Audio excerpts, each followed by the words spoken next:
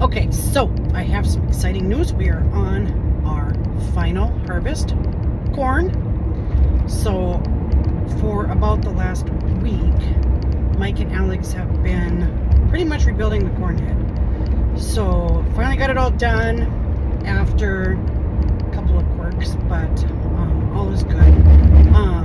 Got her done, and they have headed out, and they are starting to combine corn. And so we are gonna head out and take a little video of them. So just stay tuned. We will have that, but just want to give you a final update that I'm excited. We're on our final harvest.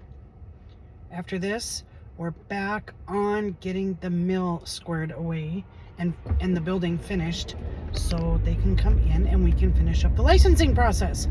So that's where we're at there. And so watch for our corn harvest video.